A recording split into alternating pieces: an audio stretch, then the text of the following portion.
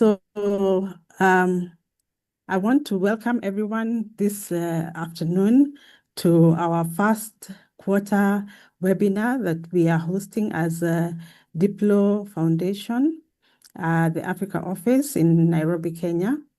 And we want to invite you to join in the conversation. We have a very distinguished panel of panelists who are with us. They will be introduced later on. But we thank you for giving your time this afternoon to be with us. So thank you so much. And I want, without any further delay, to give this opportunity to Dr. Kate Gitau to moderate the session. So welcome, Dr. Gitau.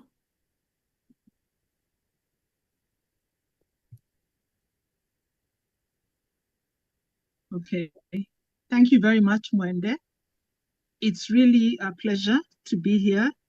Here in Kenya, it's late afternoon, but good morning, good evening, maybe even good night to different participants here today with us. It's such a pleasure to be talking about this very important topic, and I'd like to introduce our panelists. We have His Excellency Ambassador Daniel Shea, who is the Estonian ambassador to Kenya. You're very welcome, Ambassador. I hope I pronounced your name correctly, but you can guide me as you give your opening statement. We also have Professor Patrick Maluki from the University of Nairobi, who takes care of diplomacy and international relations for the university. And Mwende, do we have Philip Pigo? Is he with us, Ambassador? No, we're waiting for him. I hope he will turn up, but we can continue. Okay. Yeah, thank you. Okay, so I'm hoping later to have His Excellency Ambassador Philip Pigo, who is Kenya's Cyber Ambassador, to join us. He's not with us right now, but we hope he'll join us as we proceed.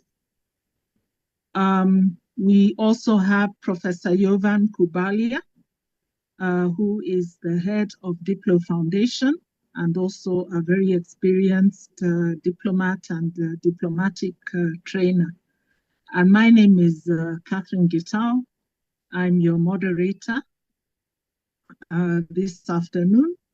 And our topic is technology innovations for creative diplomacy. Now, I'll just introduce this topic by saying a few things, and then I'll invite our distinguished panelists to proceed with their opening statements. So as we all know, diplomacy is one of the oldest human professions. For thousands of years, it has relied on conversation, persuasion, trust, and the careful interpretation of signals between states. While the tools of diplomacy have evolved from handwritten letters to encrypted cables, the core activity has remained deeply human. However, the environment in which diplomacy operates is changing rapidly. The COVID-19 pandemic accelerated the shift towards digital diplomacy. Negotiations moved online. Meetings began to be recorded, transcribed, translated, and analyzed automatically. At the same time, the number of international processes and multilateral discussions has expanded dramatically, placing growing pressure on diplomats to follow complex negotiations and report quickly to their capitals.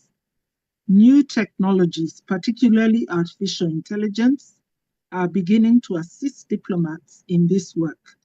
AI systems can now listen to meetings, generate summaries, map positions across multiple actors, and even help draft reports. These tools offer significant opportunities. They may allow diplomats to manage information overload, strengthen analytical capacity, and enable smaller diplomatic services to participate more effectively in complex global negotiations. At the same time, these technologies also raise new questions. How much should diplomats rely on AI-generated analysis? How do we guard against automation bias or excessive trust in machine recommendations? And as AI systems increasingly learn from human expertise, from our writing styles to our reasoning patterns, do we need to begin thinking about the protection of what one might call our cognitive signatures? We are also seeing AI used in increasingly sensitive domains, including intelligence analysis, military decision support systems, and many others. These developments highlight the importance of governance, transparency, and responsible use of technology. Today's discussion will explore both the practical opportunities and broader implications of technology for diplomacy. We will look at what tools are already available, what has proven most useful in practice, and what new questions diplomats and policymakers may need to address as these technologies continue to evolve. Let me now turn to our distinguished panelists who bring both diplomatic and technological perspectives to this important conversation. So I'm sure you're very eager to hear from our panelists. I want to reassure you that I'm not a chatbot. I think nowadays it's the fingers that we count. So I'll start with you, Your Excellency, Ambassador Shea. And please do correct me about the pronunciation of your name. I'd be grateful. As a seasoned ambassador, what has been the most significant change in diplomatic practice since negotiations and more of your work moved online? Thank you very much for having me, and thank you for the introduction.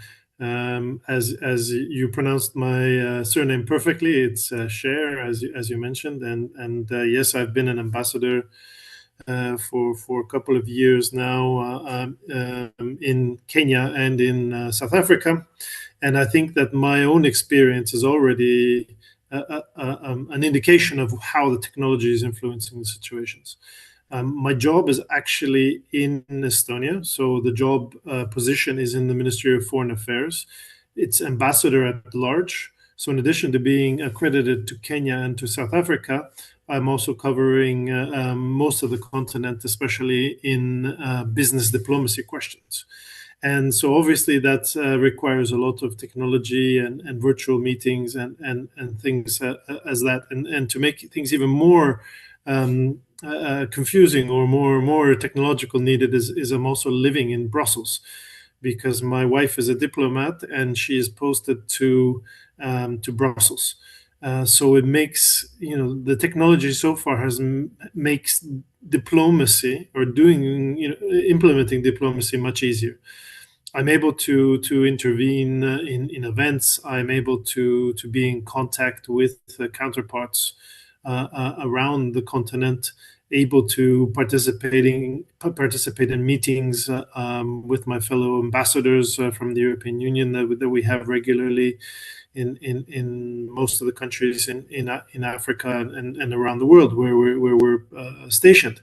So I mean the technology already has come into this area, allowing us to implement this roaming ambassador position. For those of you who don't know, Estonia, we have 1.3 million people, so we're quite small, and because of that, we have to use our resources in an efficient way. And that's why we decided in 1990, in the beginning of the 1990s, to implement a very deep digitalization project in the government resources especially. And just recently we reached 100% of government services are online. The last to join were marriage and divorce, because we wanted to make sure that people were sure that they were ready to take these important steps and not to rush in them. So the government has given us the tools to do diplomacy around the world. Our last president, Ms. Kersti Kaljulaid, went on a sailing trip to Antarctica to raise awareness on climate and the changes that we're seeing with the melting ice cap and so forth. She was able to sign documents from the sailboat that was on the way to Antarctica. So again, it's the government who's given us these tools to be efficient in everyday life, not only in diplomacy, but in everyday life. The other side of things, when you have the use of technology, then the opposite side is also cybersecurity. And often cybersecurity is in competition or in preventing the use of tech, or reduces the amount of technology that you can use. So, for example, where we are only now starting to look at AI solutions and how we can use them in diplomacy, or at least starting to implement them now, because we are obviously not able to be on an open source AI platform for sharing diplomatic information. So I think that there is a way to, as you mentioned in your lead-in, that finding the balance between how technology can make things easier, but at the same time keeping the human aspect. And I think being an ambassador at large, I understand how important the people-to-people contacts are. So yes, technology makes the work easier, and technology makes some things more efficient. But again, actually meeting face-to-face, breaking bread with diplomatic colleagues, having these meetings, they cannot be replaced. And you actually understand, I mean, even from now, looking at the screen, I don't know how people are reacting to my intervention. I can't feel the crowd. I don't know how to adjust. So I mean, these aspects are really missing from the technological components. Thank you for that. Much appreciated. So there are also tools, of course, to show your appreciation. But I think that the technology will continue developing, so there will be different solutions, and it's here to stay. So I think we have to just put into place the checks and balances to make sure that we are using technology for good and in an efficient way. Of course, there's the whole other topic of the misinformation and the disinformation room, of how easily information travels these days, and in some ways, diplomacy, or the component of diplomacy, which was press releases or statements from the ministers or statements from politicians, that component of diplomacy has really moved into social media, and has moved into more of a fast mode. So I think these developments are going to be interesting to see how that goes. Eventually, I have a feeling that people, I think, already have too much information. So how efficient the social media will depend more on quality. And if we, I think later on we can discuss about the different engines. But I think some engines or some social media tools are more efficient than others for diplomacy, and I think that's something we can continue discussing here. So I'll leave that as my introduction, and once again, thanks for having me.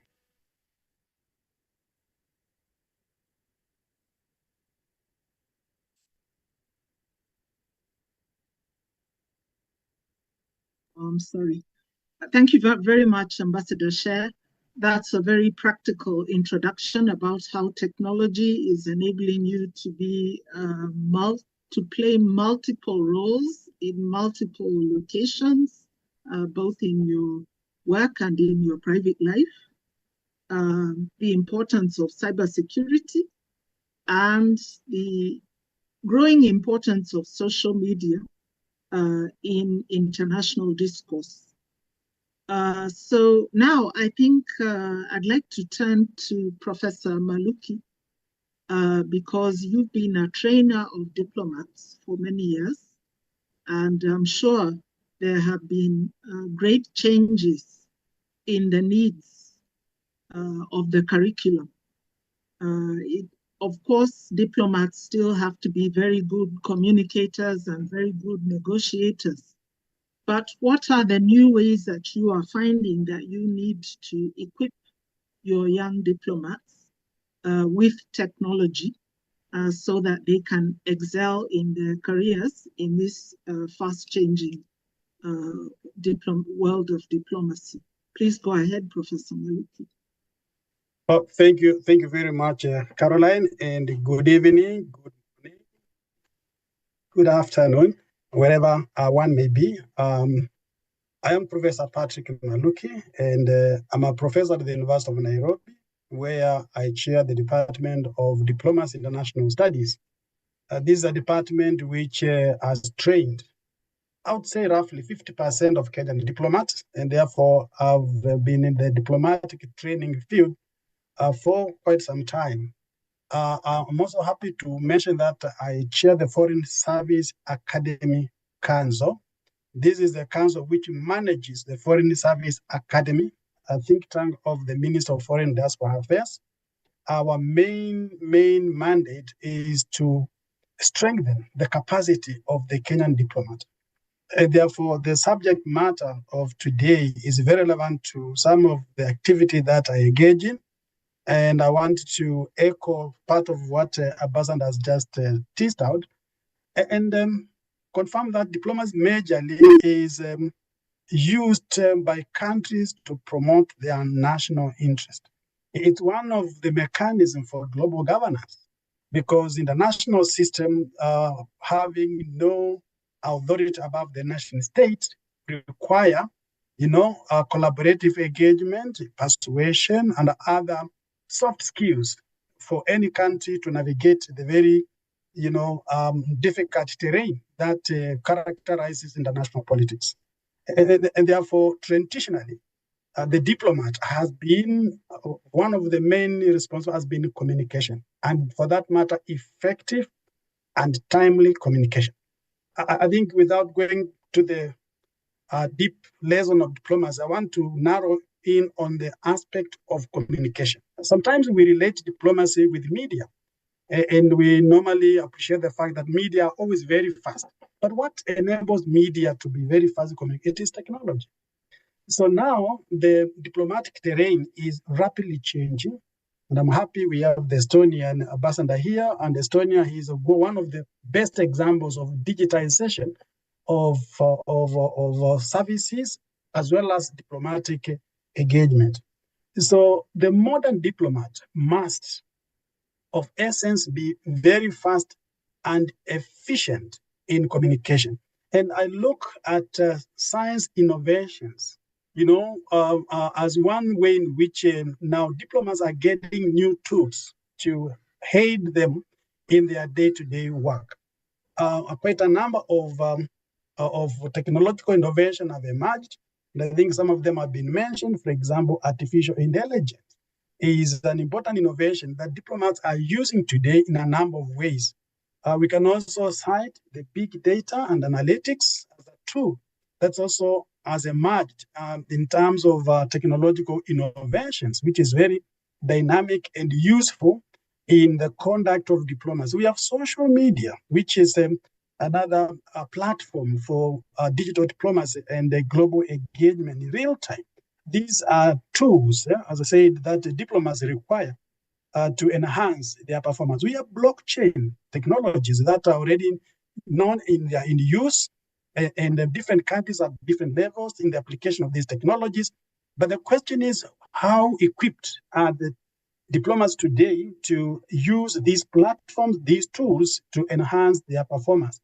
Virtual and immersive technologies, very, very important for simulating, real-time situations in different geographical locations, as well as quantum computing. I would say these are some of the modern, of course, quite technology is ever evolving. Even by the time we finish the discussion, maybe other tools might have been innovated. But we need to appreciate each of these technological tools. For example, how are diplomats using the artificial intelligence, for example, for policy analysis, forecasting, crisis prediction? These are things that diplomats can really do with the application of technology, automated translation. A lot of work in diplomacy is communication, and we have conferences at multilateral level, and we need to really understand each other, but we don't come from the same linguistic groups. And therefore, automated translation, very, very important. Negotiation simulations as well, recording. When I teach my virtual classes, of course, my students are there, but each of them has an AI application where the notes are recorded and they can replay, at their own time. So this way, the diplomat is assisted in a number of ways to remember some of the maybe details probably that he could have forgotten or could have omitted in his own record. So I think when we apply technological tools, then the diplomat is better prepared. Public opinion analysis, we can really gauge the attitude of nationals abroad. These are very important aspects for public diplomacy, where we can gauge how other nationals perceive us and what we need to do, and therefore take corrective measures. So these are the tools, but we also have big data, which is a technology tool that is used by diplomats. For example, diplomats deals with a lot of crisis issues. We have migration. Now we are experiencing wars. So with big data, it is very easy to undertake migration analysis, to know who is where, economic forecasting, quite a number of conflict risk analysis. With these technological tools, the modern diplomat can get this information in a better and more informed way. And so what I want to say is that, use of technology and technological tools have really enhanced the performance of modern diplomat. Blockchain and the trust infrastructure, which also emerging scientific tools applied by diplomat. With the blockchain, you find that we can enhance transparent and temper-resistant digital records. One of the challenges with AI is the credibility and the reliability of the records, but this can be taken care of by other applications or other tools, and for this matter, the blockchain technology. So we can have greater trust and accountability in diplomatic agreement. So what we need to appreciate is the ability of the modern diplomat to be more efficient if he or she can be enabled. The keyword is enabling him or her to utilize the emerging diplomatic tools or other scientific innovations that can assist him or her in performing his duty. So with the blockchain, you can also secure digital identity systems. For instance, for refugees, when people have been displaced and you want to reconnect communities or other relatives, then we need some scientific, mechanism. And the blockchain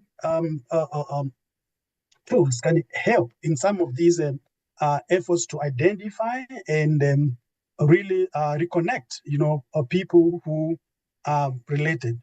And lastly, I talked about the immersive technologies, virtual reality, where through technology we can simulate, a cultural meeting.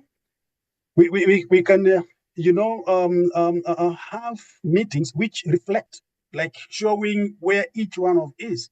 And that way, you enhance the reality of a diplomatic event. So these new tools are very, very important. So new tools for cultural diplomacy, where you have virtual museums, digital cultural festivals can be undertaken using these technological tools. And therefore, it creates opportunities for global engagement without geographic limits. You can really simulate these trends. And of course, this has to also do with a lowered cost. If we can achieve all this with the minimum cost, then the better for the diplomat of the country. And lastly, I think I mentioned about the quantum technologies, which is also an emerging technology. Majorly, this technology relies on mathematical skills, where computing, quantum computing is revolutionizing the data processing and scientific research. Essentially, Okay. Thank you so much, Professor Maluki. And Thank you. it's really wonderful to just see how enthusiastic you are about the range of technologies that are becoming available and how relevant they are to the specific work that diplomats do. I was expecting Jovan Kubali. I've been informed that he had to leave. If he rejoins us later, of course, I'll have a question for him. Now, I can see that there are already questions which are coming into the chat. And please feel free to continue interacting with us, all the participants, through the chat with your questions, your feedback, your comments. But as you do that, I'd like you to tell us in chat, if you had an AI assistant in your diplomatic mission, for those of you who are diplomats, what task would you most want it to perform? Which of the things you do? Are you feeling the need for an AI-based assistant? So the question is up there on the screen. Thank you, Arvin. So please just type your answers in the chat, and Mwende will be going through the chat, and she's going to summarize for us which are the most popular AI assistants which are appearing. So even if you if you have a question, of course, or another feedback, please feel free to use the chat, but please also engage with this question. So Ambassador Sher, I turn to you again. Could AI, now we're turning to a specific technology because it's becoming a very controversial one. Could AI help identify emerging coalitions or shifts in negotiation positions during complex multilateral discussions? Are you comfortable with AI doing that, or do you think it should stay a human activity? Yes, thank you very much. Well, I think it's the background component to these discussions. I mean, I do use my AI for very basic things. If I'm going to meet a new person, you can get a very good background if you haven't received the CV and things like that. You know, very simple things.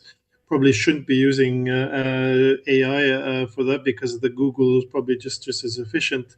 But I think where you can get the analysis is that it can bring in different sources and compare them to each other.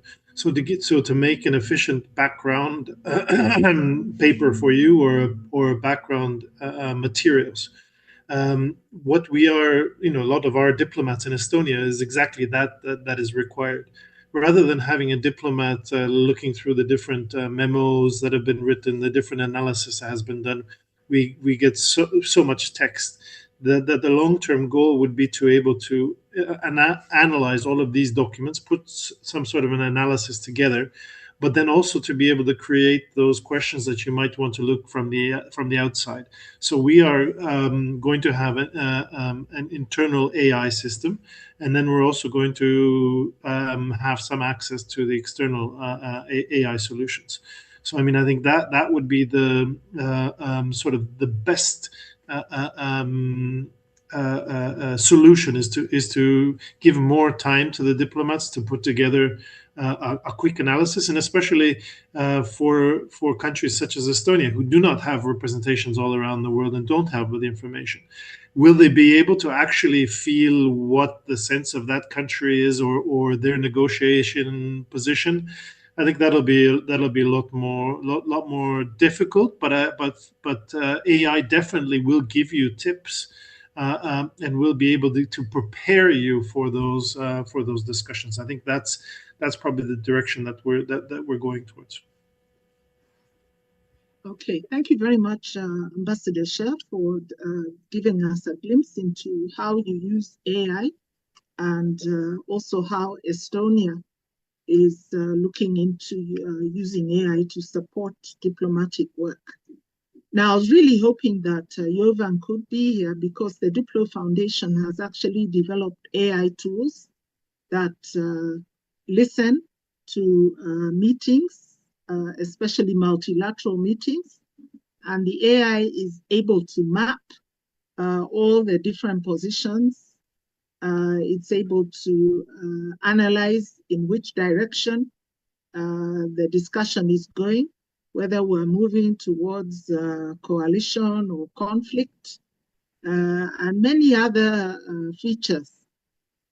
Now, as I turn back to Professor Maluki, I'd be so interested to know what kind of questions your students ask as they face this new world of diplomacy. Are they more concerned with mastering the different technologies that are available? Are they more concerned about the practicalities, whether maybe diplomats from developing countries will be less advantaged than those who are from a more technologically advanced society? Or are they more concerned with policy issues like transparency, like data privacy, and other issues that arise as technology becomes one of the members of our diplomatic meeting? Maybe you can just give us a sense of where your students see their future challenges to be emerging. Thank you very much, Catherine. Let me start by saying that we appreciate innovations in technology, but those technological innovations cannot replace the human person in the conduct of diplomacy. We have quite a number of tools that diplomats use, but there are some instances where the personal touch of the individual. So, for example, I wouldn't expect a diplomat to present his or her credentials through an AI. You need to meet the head of state, and the high conduct is very important. We normally also utilize the non-verbal communication cues when we interact with other diplomats, and therefore we appreciate. But going back to your question, what are the main concerns? I think one of the concerns in the training of diplomats now is the asymmetrical levels in which different countries are in regards to application of scientific tools in the conduct of diplomacy. Those diplomats from advanced societies where the application of these tools is more, then of course they are at a better position because a bigger number of them can utilize these digital tools, for example, AI, to analyze background, get more prepared as compared to some of the diplomats from societies which are challenged in terms of application of scientific tools in the practice of diplomacy. And therefore, bridges this scientific gap is a very major concern for practicing diplomats. And the ability to master the skills is also not, it is not equal. So many of emerging diplomats are keen on being exposed to the utilization and the kind of environment in the missions. Are the missions well equipped with modern technological tools that can aid, the work of the diplomat? Yeah, but of course, other issue that come with the technology, and this has been said before, is the essence of security. Over-reliant or dependence on digital and scientific tools also expose a country in a number of ways become vulnerable the moment this infrastructure is maybe attacked through cyber security hackers, etc. Then, of course, you find quite a number of issues come into play. Yeah, but going forward, the modern diplomat must be well equipped with this scientific just to aid, but not to replace the human person in diplomacy. Thank you. Okay, thank you very much for raising some very interesting points, Professor Maluki. And as you were talking, I was just thinking about how very senior people nowadays in government, they use social media to communicate with citizens, and they make a lot of policy statements in social media. Ambassador Shea, you also raised the issue of cybersecurity. Now that we are online, it means that our messages can be intercepted. I often hear the social media pundits saying, oh, there was a very secret meeting last night, and our sources are telling us that this is what was discussed. And as an old government hand, I start wondering, how do they know? Are they telling the truth? Can we rely on what they're saying? And indeed, somebody has put in the chat that can we trust these analyses based on data which is being scraped off the internet? Although Estonia is a very developed country, you have a small population, so I'm sure, and I think I can infer from your being ambassador to Kenya, ambassador to South Africa, and also ambassador at large to Africa, you have a very, very broad mandate because I'm sure you can't have huge diplomatic missions when you have a relatively small population. So how do you manage this overload of information and misinformation? And also, how do you tell between what's true and what isn't? How do you protect your communications so that we don't hear them quoted the following day on social media and you're not quite sure how people prematurely got access to that information? So maybe just give us a flavor of both the practical and governance aspects of cybersecurity for the modern diplomat, especially one with a wide mandate such as yourself. Yes, thank you very much. Well, again, as I mentioned previously, there is a divide between what is, open source social media and what is, diplomatic business wise communications. So those two cannot be mixed in our system. So if it's on social media, if it's out there on your Facebook, on your Instagram, on your X, on your LinkedIn, then you have to realize that this can be quoted. There's no way of taking that back. There's no way of putting it back into the bottle. The genie has been let out. So that's really keeping the two components separate from each other. In Estonia, I think Professor brought up a little bit talking about blockchain. In Estonia, the government system has developed a lighter version of blockchain to verify all of the entries in the e-government services. So if somebody's looking at your data, you will be able to see that from the blockchain-like system that is given access to the citizen. So in Estonia, the data is owned by the citizen, not by the government. So again, you are obligated to verify your data and your information. And I think this is linked a little bit to some of the questions that have been asked. There were questions about the digital divide. There were some questions about how can smaller countries use AI. Well, AI is all about data. So I think your question exactly was correct. How do you ensure that the data that has been entered is correct, or the data that has been shared is correct? So those are very difficult questions, because if you're using social media these days, it's possible to use very different.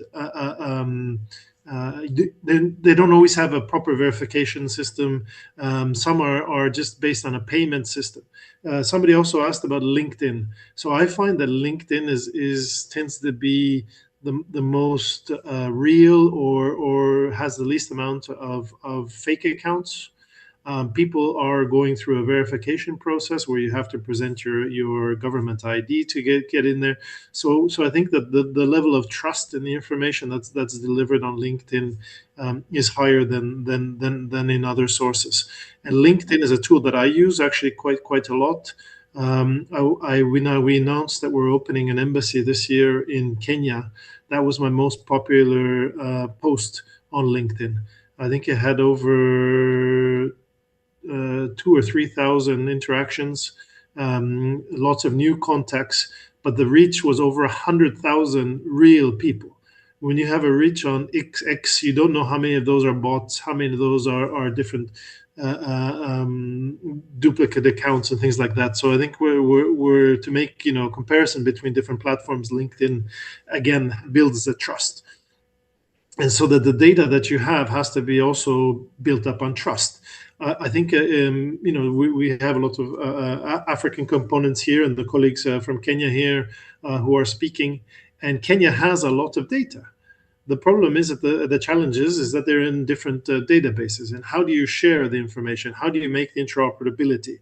So for you to make AI successful or using it successfully, you have to have not only the data interoperability, but the data has to be trustful and verifiable.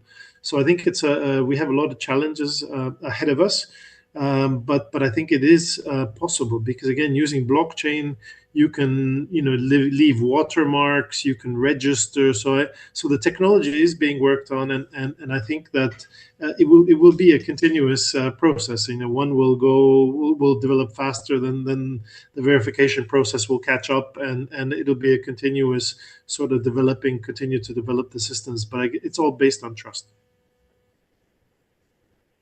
Okay, thank you very much, Ambassador Sher, for also separating formal communications that are protected by technologies such as blockchain, so that they can be trusted, and the sort of general information that we find all over the internet. Although, of course, citizens are more and more relying on those very informal platforms for their information. So probably I'll turn to you with my last question before we go to a quiz, which I'll ask Avi to start preparing the live poll, which will come immediately after Professor Maluki has answered my question. Professor, I made a joke recently at the Munich Cybersecurity Conference, and I said, in the age of social media, everybody is a diplomat. We know that Kenya is famous for having what they call a cyber army, and sometimes they engage in spirited verbal sparring with other countries, particularly Nigeria and South Africa, on various issues. Do you see this as healthy, or does it sometimes go over the top and cause the kind of offense which a seasoned diplomat never would? What would you do to help our young people, even as they're very passionate about defending their country, to learn to be a little bit more diplomatic on social media? Or is it, if you think it's important or it's not important? Maybe you just like to comment on that. Thank you very much, Catherine, once again. And I think these are very important concern. Majorly, countries are turning into public diplomacy. The essence here is to enhance, voice and visibility of a country. That's the essence of diplomacy. And by public diplomacy, we want to reach out to foreign audiences. And social media has been one of the most efficient way of reaching out to large numbers and putting the information out there. And I'm sure I agree with you that Kenyans have really been very active, in social media and communicate to the rest of.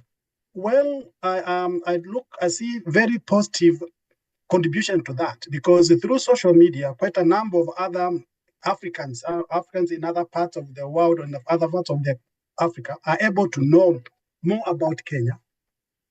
The challenge is when the conversation gets overboard and maybe it elicits anger and detest, which is undiplomatic.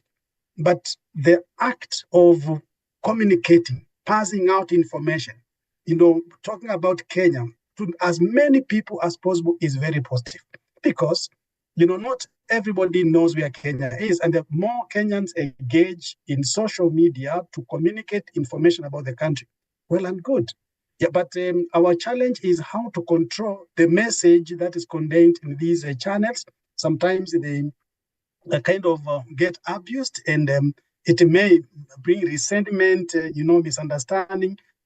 This is where the challenge comes with it. How can we control these channels? How can we manage them such that, those who use every Kenyan is a diplomat. I mean, anyone who can communicate positively about our country, anyone who can make the voice or amplify the voice and visibility of Kenya is a diplomat. Because the more people know about Kenya, the better. Unfortunately, our formal diplomatic channels, including the foreign missions abroad, they cannot have as much global reach like when we use social media. So in the realm of public diplomacy, it is positive. But the challenge is how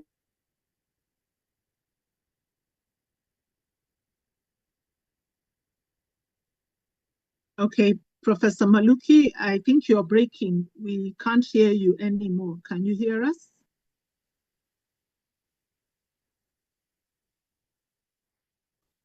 Okay, I think as we wait for Professor Maluki to rejoin us, I think this is an appropriate time to just go on to the poll. And I think Arvin is going to put up the question. Which technology is already proving most useful for diplomacy? And remember, we've just been told that all of us are diplomats. We represent our countries, our organizations, and ourselves online. So you can just make, I think the poll will come up on your device, and you can click on one of the choices. And we're just going to give it about 30 seconds or so to get the answers. And I can see already that AI summaries and report drafting seem to be coming out on top, and automated transcription of meetings is also doing well. So it looks as if we really want this technology to help us in the work, the practical work that we are doing. I'm interested that not many people are choosing real-time translation. Maybe not many of us are in these multilingual meetings. And also I can see that data analysis and coalition mapping are not doing so well. So AI summaries and report drafting and automated transcription of meetings. Fantastic. I'll just give it a few more seconds, a little bit of a countdown, and then having learned that about the summaries and the automated transcription, we will go back to the meeting.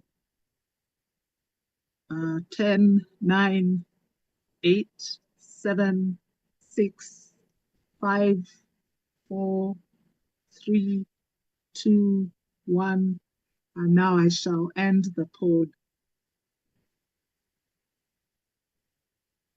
Okay. So I hope the results are now visible to everybody.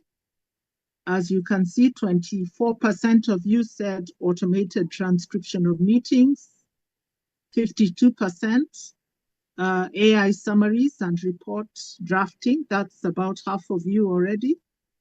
Then 7% real-time translation, and 17% on data analysis and coalition mapping. So all of these are tools that are already available in the world of diplomacy. And it's very interesting to see that the two which really represents a lot of the practical work which diplomats need to do on a daily basis are coming out on top. So I hope you have access to these technologies. I'm sure you do. Even this meeting we're having now is being transcribed and everything is going to be captured, even what is in the chat, and it will be used to learn. So having seen that, Ambassador Sher, what pressures do you think that technology is reducing for diplomats? Because, as I said, Estonia may be much more, have more resources or be more developed, but with your small population, I'm sure your missions are quite under the work pressure. Are you in agreement with the results of the poll that the two areas of really reporting on meetings are the most important? Or do you have a different point of view of what should be happening?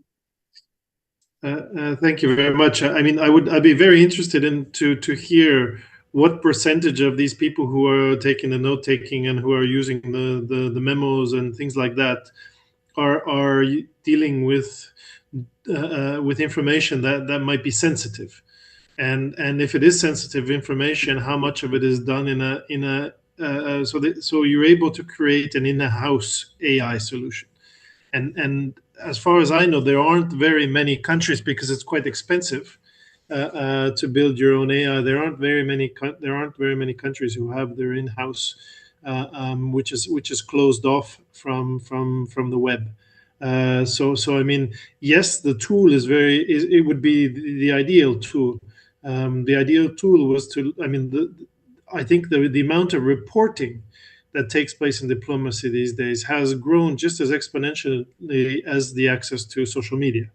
So there is a very, very massive amounts of information. And the thing is you can deal with the open source and the non-sensitive through the AI. But when the information becomes sensitive, and I think you alluded to that before, if you want to have a proper analysis done by your ambassador or your diplomat in that country, there might be some sensitive information in that memo, and that memo cannot be accessed, or that analysis cannot be close to an open source area. Otherwise, you can create a diplomatic incident, and I think that is definitely the biggest challenge. How do you use sensitive information in today's AI systems? Yes, a very important point. And as information goes open source and is learned by various AI, there may be a day that we may be asking the AI that please negotiate like Kenya. I ask it a diplomatic question, and it's able to answer as if it was a diplomat from Kenya or from Estonia or from South Africa or from Greenland or anywhere in the world, because it has been able to access those transcripts and learn the different styles. I think this is an emerging issue which definitely countries need to address. And as you said, some of them may be able to have their own AIs, which learn from their own data and specialize. But many others are using general purpose AI from the well-known platforms. And of course, this means that those platforms are learning from the information that the diplomats disclose to them as they interact with the artificial intelligence. Now, Mwende, can you guide me if Ambassador Maluki is back? Sorry, Professor Maluki is back? Yes, he is back. He's back, so I can ask him a question. And Jovan or Ambassador Figo, are they available at all? Let me check. Okay, as you check, I'll ask my next question to Professor Maluki, and then you can tell me at the end. He says he's back, I but I can don't see. see him. Yeah, Oh, I am you back. see him? Okay. I am Okay, back. excellent. Yes, thank you very much, Professor. And I can see that many people are asking whether they'll get a transcript. The recording of this webinar will be available, I think, later this week on the Diplo, the Africa part of the Diplo website, the Diplo portal. So that will be available. Avin can tell you Mwende, and you'll tell us at the end whether there'll be any other kind of transcript available of this meeting. But the complete recording is always available, and you can also watch past webinars. I think we've had about 8 or 9. So all those are available on the Diplo diplomacy.edu portal. So welcome back, Professor Maluki. We've just been discussing the tools that are now available to diplomats. And when we did a poll, most users chose the transcription and summarization tools for meetings as important. Of course, this is what is expected of diplomats every time there's a meeting. So this must be a big chunk of their work. And I did a little diplomatic work for Kenya at the UN. So I know how difficult it can be to be there every day and to go on late into the night analyzing and preparing reports for Capital. It's not easy. So it's great that AI is helping us, but that is also a risk because when we use general purpose AI, it learns from what we are giving it. And sometimes we don't want what it's learning available to everyone. When you are doing your training, what do you tell students about the security or the cyber security of using the emerging technologies, including social media, including AI, and so on? Are they aware of the risks? And if they are, which are the most common risks which you'll be discussing with your students? Well, thank you very much, Catherine. Yes, of course, the emerging technologies are not safe always. Ordinarily, where you are having a machine to perform a particular function, it is subject to even human error in the development of that machine. Different platforms which have been developed by scientists may not have the same quality in terms of performing similar tasks. And therefore, one may effectively rely on AI, developed in a particular country, while another one uses that system somewhere else, and there could have been human error in either installation or whatever process that is involved in that. So in other words, technological tools are not perfect. That's the first recognition that everyone must have in mind. Any machine can fail. You cannot, we have administrations where we cannot conduct meetings. And in fact, I just want to say I was thrown off from this meeting in 5 minutes time, and I was completely wondering what is happening.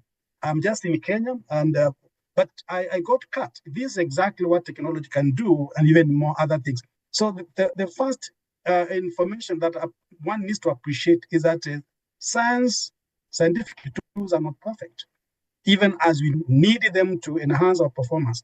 Once we appreciate that limitation, then we use them with the caution, with the need to verify whatever information it is, that yes, they enhance human performance, but they are not, they cannot replace the human. So it is necessary for everyone, even after you use AI or other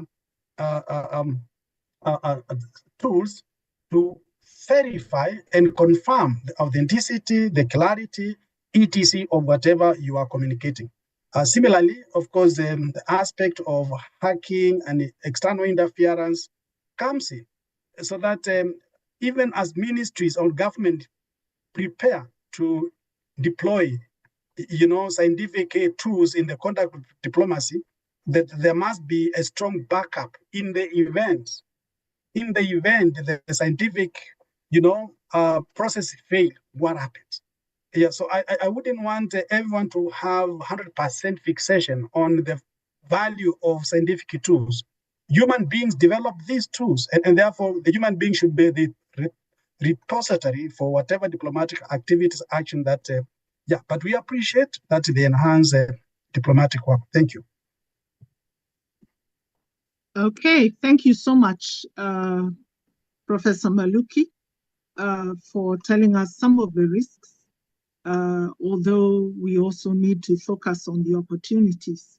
Now, I'm looking more to the chat, and there's an interesting question there from Nadia, which I think aligns very much, Ambassador Sher, with what you said. You told us your president went to Antarctica about climate change.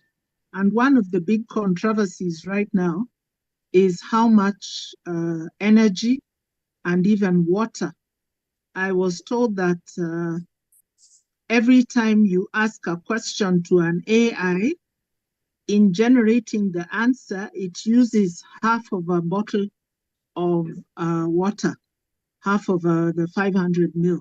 So by the time you've asked it 2 questions, it has already used up a whole bottle of water. And then, of course, a lot of energy as well. In fact, I'm wondering whether some of the global conflicts which are happening right now are because of the hunger of AI for energy.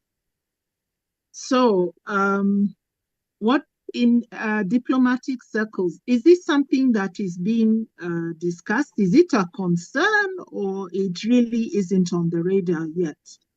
Knowing that Estonia is really at the forefront of climate change, what would be your position on perhaps the frivolous use of AI for so many applications, and yet it's using up a lot of energy and a lot of clean water?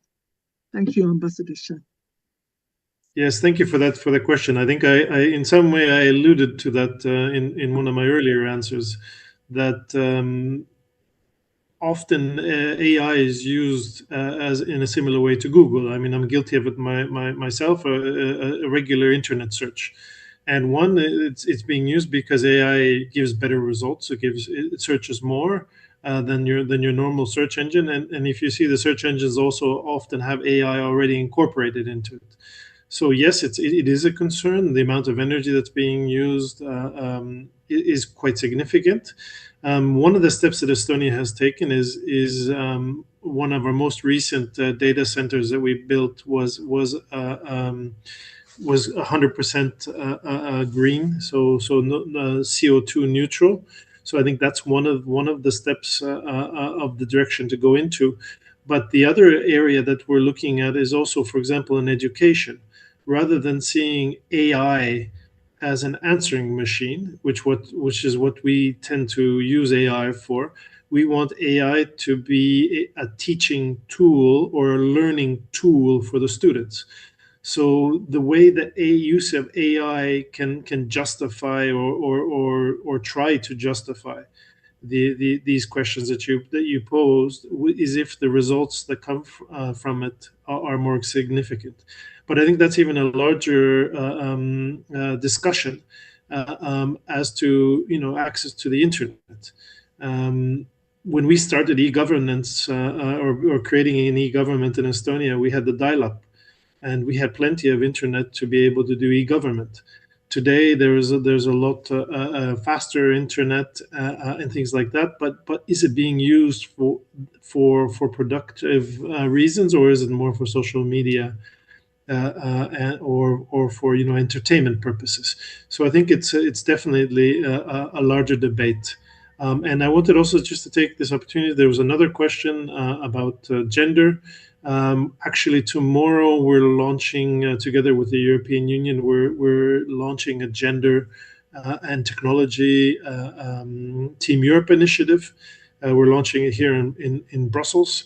Estonia is a partner there, and we will be focusing also on our priority countries in Africa, including Kenya, where we were looking to see how to ensure that girls and women are brought along with the digital revolution and digitalization that is taking place, by looking also at STEM, looking at how girls can participate more, and not even just participate, just get an understanding of what's happening in the STEM area.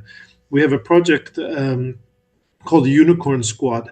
It started in Estonia. It's for girls from 9 to 11, and they are brought outside of. It's like a separate group after school activity, where they're introduced to STEM.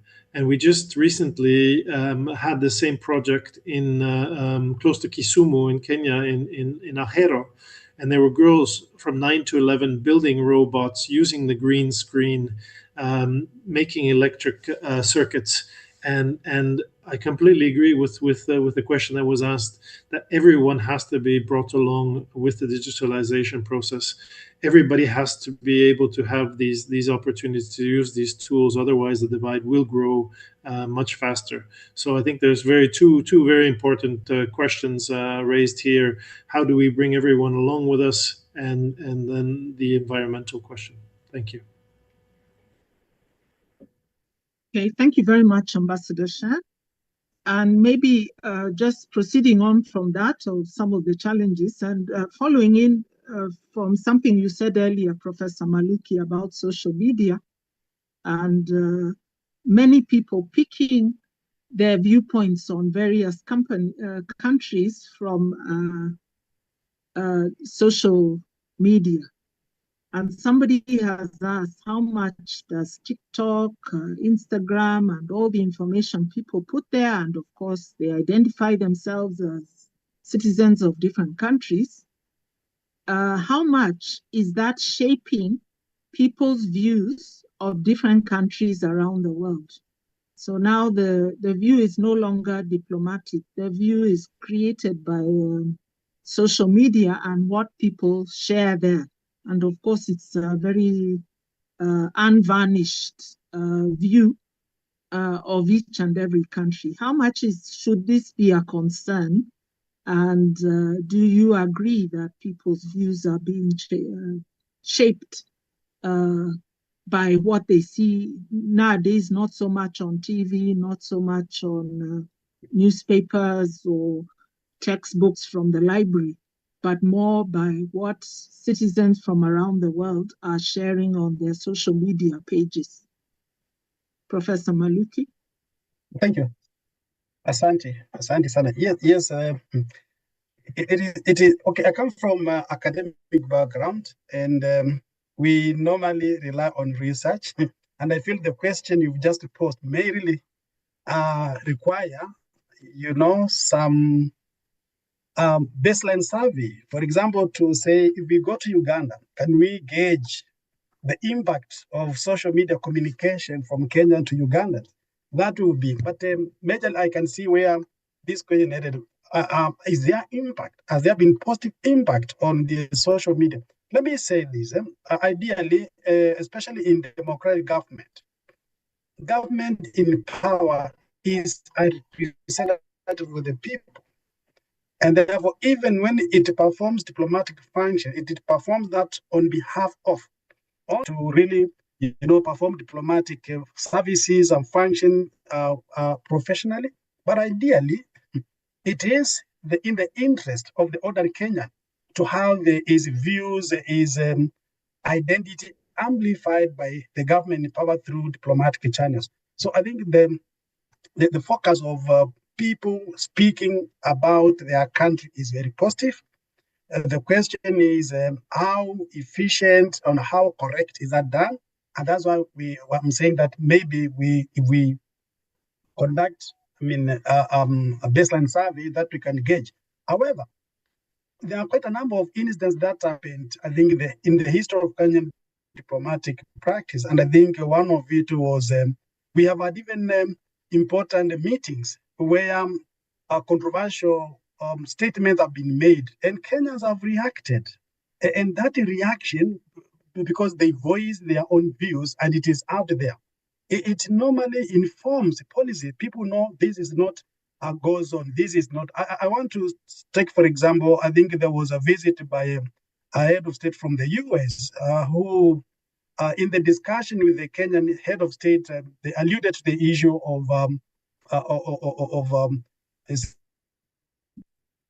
the transgender relations, things that were seen to be now and-African. And I think Kenyans spoke in the social media very loud.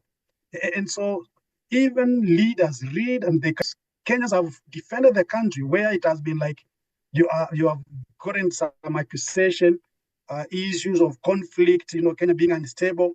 So all these are important nuances that even from a diplomatic position, we can gauge on the way the public perception is on. So I think the social media has opened very important channels of communication to hear different views, but the concern is how to ensure that they are not abused. It's not very easy, but it is necessary to make sure that whatever gets out through social media does not even undo the good diplomatic work that has been done by professional diplomats in the defense and protection of the Kenyan image abroad. Yeah, but it is one of the area where society has to really grapple with.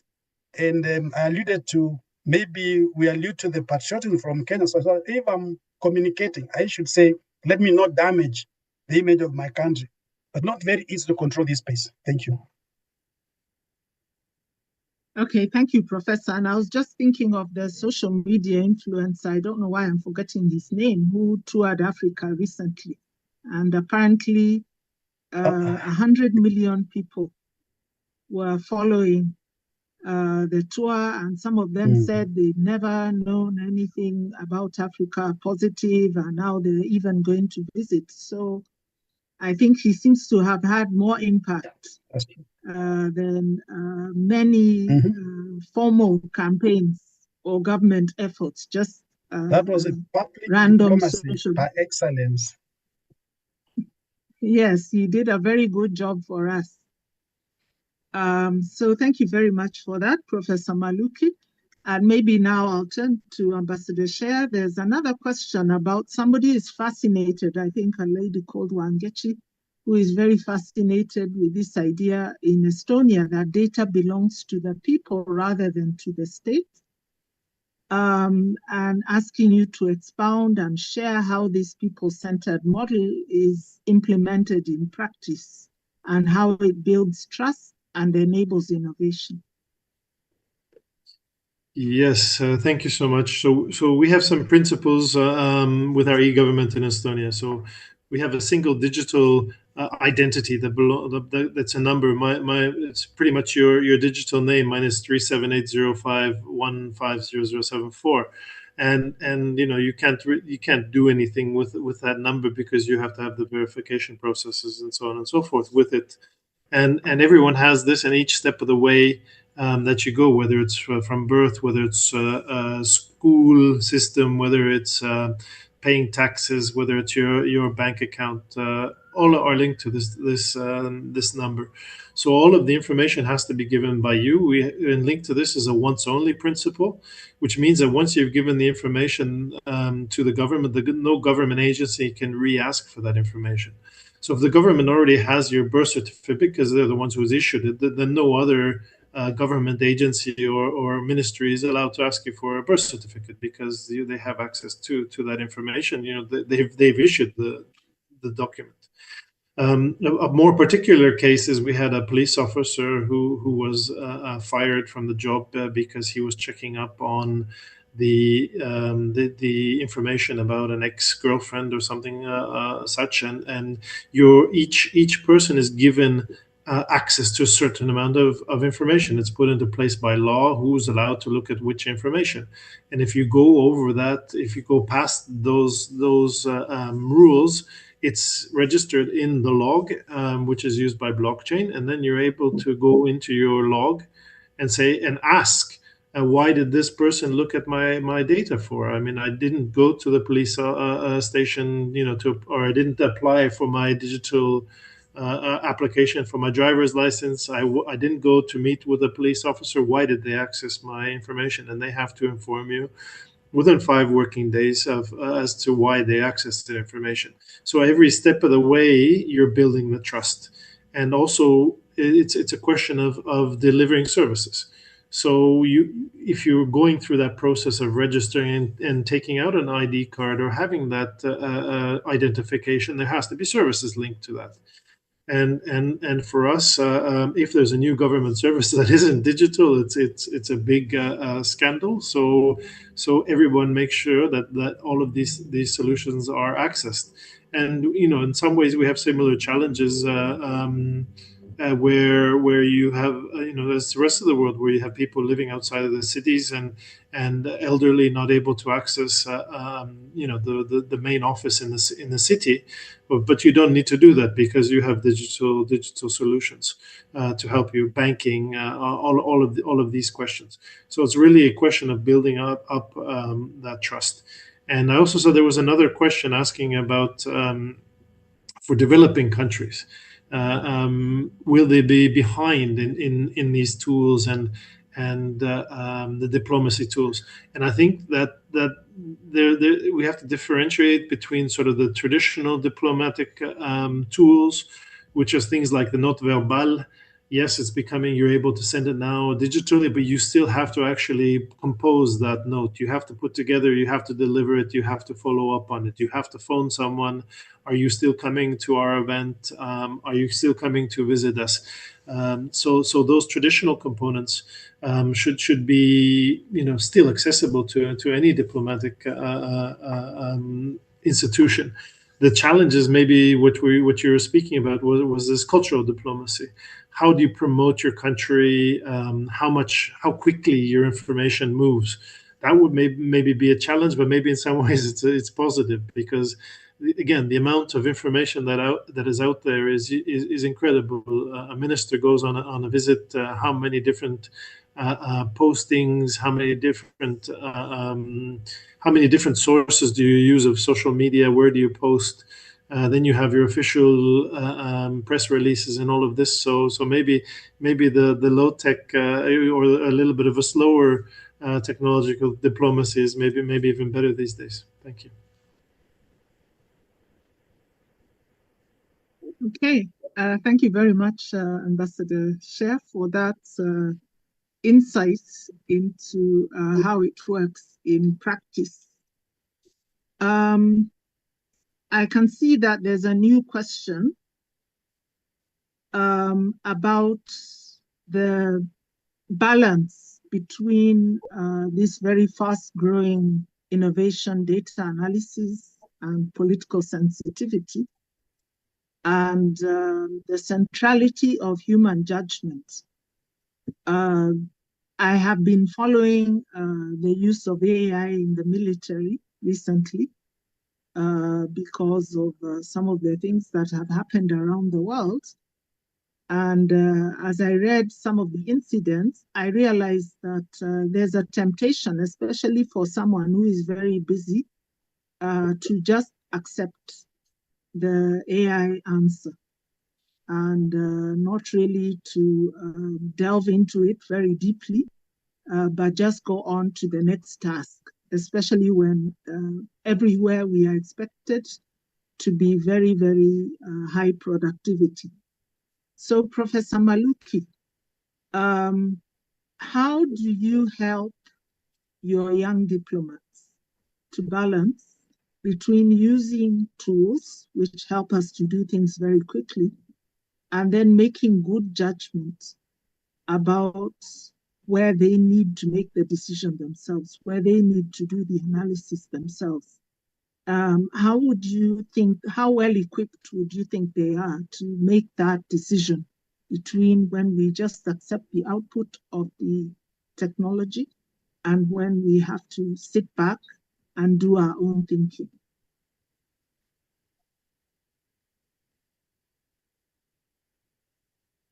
Thank you. Thank you, Catherine. One of the leading or rather main understanding of diplomacy is application of tact and intelligence in the management of international affairs. So a diplomat must be very tactful, must also be very intelligent.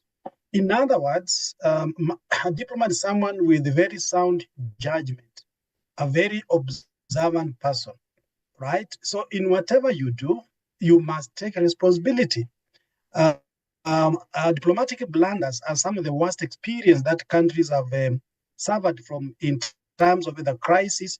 And therefore, it will not be enough to say, because I relied on artificial intelligence to do this, to analyze this, to get this, that I am safe from whatever accusation that may come up. So in other words, what I'm trying to say in simple language, that every diplomat must own to whatever he or she does. It's very important. So it is upon you to know, yes, you need scientific tools to enhance your performance, but you also must be aware and very, very conscious of the shortcomings of some of the tools. So if really we know that artificial intelligence is very effective and very fast in analyzing data, but so the credibility aspect is wanting. And so if you are a diplomat using these scientific tools, that awareness will put you on alert to say, what else can I do? And I remember what Abaza just said, that you may need to deploy other scientific tools like blockchain that may verify some of the actions that are trying to get out of a particular, artificial intelligence. So in other words, the diplomat must utilize scientific tools, but with realization that he or she will take maximum responsibility over what happens. Because a diplomat, given his stature in society and a responsibility, he is obliged to do the right thing, to apply, tact and be very intelligent in discharging his or responsibilities. That therefore requires him. So scientific tools that are being developed, that are there to enhance our service delivery and performance in official functions are very useful. They are very useful, but we have to also take responsibility in case of their failure. And that means, therefore, be aware of conversant with the way a particular tool is applied, where it is more suited, and avoid using it in areas where you find that it may have weaknesses.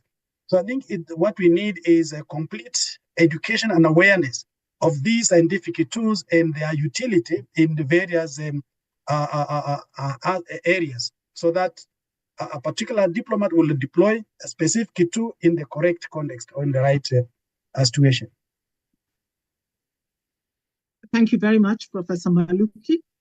Now we're drawing to the close, so I'm going to ask the last question, even as I ask the panel members to just give us their closing remarks as they answer that questions.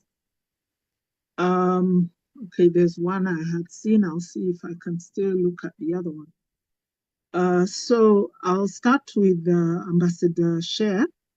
And the first question was really that instead of taking the negative view that small countries or developing countries will always be behind because we generally have less resources and less people at our disposal, isn't it possible that these countries can start exploiting this technology or using it in innovative and unconventional ways to give themselves a competitive edge in the future, even in areas like diplomacy? I remember when I was at the UN, I was a delegation of one, and countries like Russia, US had delegations of 10 or more people.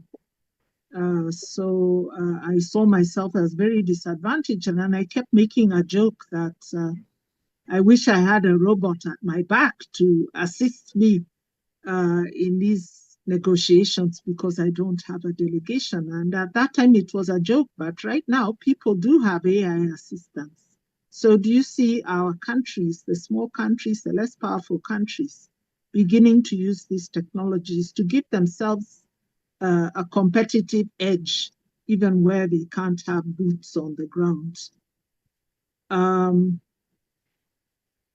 So there are several questions about specific technologies and which ones are good for diplomats. So I believe that discussion can continue on the Diplo portal going forward so that we can point you to many of the tools which even Diplo is developing and which I think are available for use. So please, I won't ask the ambassador and professor to answer those questions because they may not be aware of those specific systems.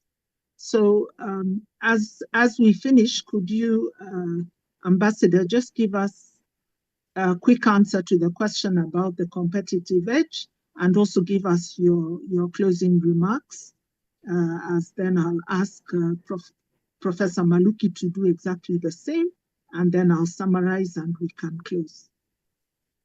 Yes, thank you so much, Chair, and thank you for the good questions. Technology is the easy part. Technology is everywhere. The technology is available everywhere. The implementation and the change management is the key. And I think that that's maybe, it's not necessarily based on the size of the country, but definitely a smaller country or a less influential country can increase their influence through the use of technology if they are open to it, if they are willing to change, if they're willing to try new things. And I think that is really the main message that that we try to pass in our development cooperation, in our work with partners. Our experience was, I mean, for example, our ID card is not an Estonian technology. We took it from Finland, and we just implemented it fully to its full capabilities. So the technology is there. It is just the need to have leaders, to have diplomats, to have ambassadors who are willing to try different things. It's clear that the days of sending where you sent your reporting back to the capital and it took 3 months or 6 months to arrive by ship, those days are past.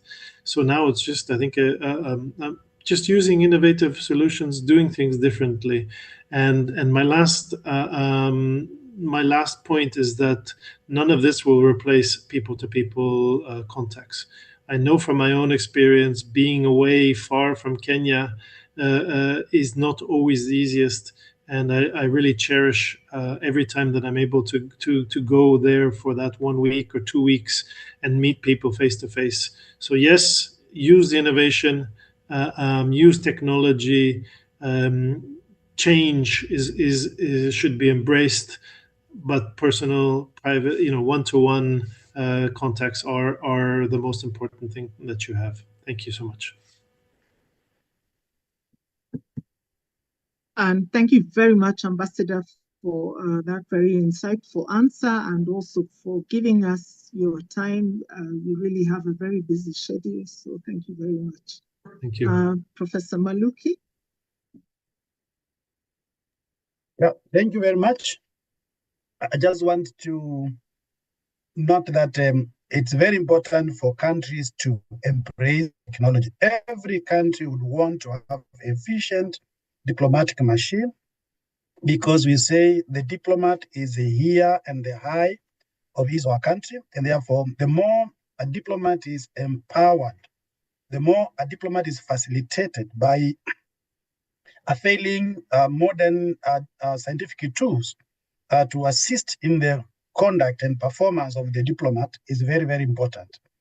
We know that the quality of this diplomacy will determine even the socioeconomic welfare or well-being of the country, because these are the people who negotiate for technology transfer, they negotiate for access to market, etc. So ideally, a country's diplomat should be as efficient as possible, and deployment of scientific tools can really help in facilitating this competency of the modern diplomat.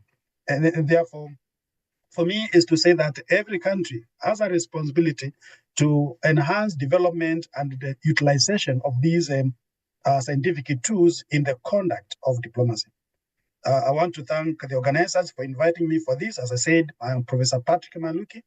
I chair the Foreign Service Academic Council, and I'm also the director of the Institute of Diplomacy and the National Studies University of Nairobi. Thank you. Okay, thank you very much, Professor Maluki. There is another question from Valeria, but I'm sorry, Valeria, we're out of time. But this issue of the digital divide, we will continue to discuss it. We have a webinar every quarter. So I believe that is flagging us that this is a very important issue. It has arisen several times in the chat. So I do apologize, Valeria, and others whose questions have not been fully addressed. But we do thank you for joining us. And all the participants, you've been wonderful. There's a lot of interaction in the chat and the poll. We're really, really grateful to have you here. And of course, Ambassador Sher, Professor Maluki, we are extremely grateful. And the technical team led by Arvin, my co-worker, Mwende. Thank you very much to all of you. Now, we've really gotten a very broad view of the use of technology. We've heard about all the different emerging technologies and how they're being used. We've heard about how data and social media can empower citizens to participate in the diplomatic process. We've learned about some of the risks of using this technology and some of the things we do to mitigate those risks. And we've also heard that all of us are going to have to engage with this technology as diplomats, as citizens, and really make it part of our lives, make us more efficient and productive, but at the same time, keep us efficient and effective in doing what we're best at, which is expressing ourselves and our own skills and professionalism in diplomacy as in every other area. So thank you everyone for attending. And I think we do not award certificates, but as I said, you have access to the portal and to the material, and I'm sure it's going to be useful to you going forward. Diplo is an educational institution, so they do have a wide variety of very important courses in this and other area. So you can enroll in one of their courses and you will get a very valuable certificate. Is there anything I've forgotten, Mwende, as we close?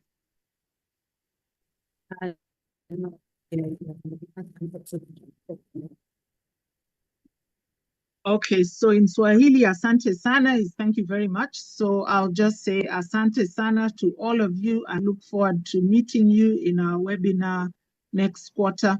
It will be advertised on the portal very soon. Thank you very much. Thank you. Recording stopped.